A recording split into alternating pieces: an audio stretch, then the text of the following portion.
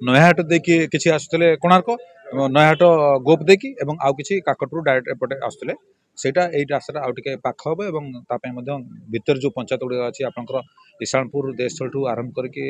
पाखापाखि 8 kilometre रास्ता अछि रावलपटना रु धनिद्री पर्यंत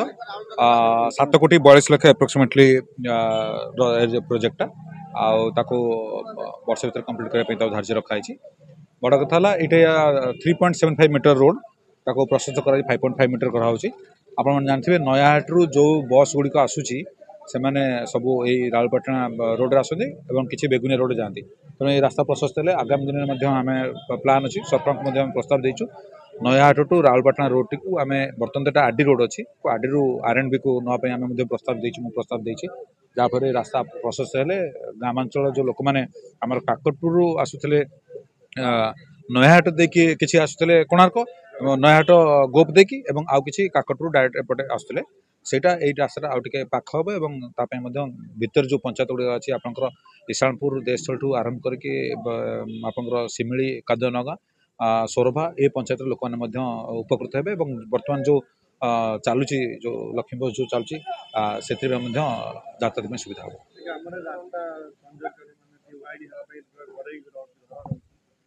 शुणु प्रथम कथा है प्रत्येक जगह जो जो जगह रास्ता जाऊँगी माने आपन देखो जदि स्पेसिफिकेशन 3.75 भीतर भी किसी जगह कहार चौरा कहार पाहाच जाऊला से जगह गाँव में बसिक सब कथा को तुटेकी करने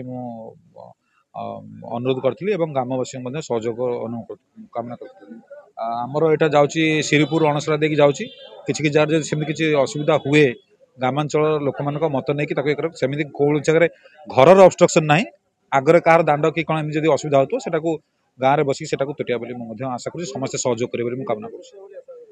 engineer rural works division Nimapada यहाँ आम 3.75 मीटर थिला सेटा प्रशस्तीकरण करा जाई 5.5 करा जाउची सेटा लोक मानकर यातायात करिवारे ता सहित हेवी व्हीकल भी जीवा आसबार सुविधा हम लोक यहाँ 8 किलोमीटर करा जाइछि आर अटकल मूल्य अच्छी 8 कोटी पाखापाखि 7 कोटी 35 हजार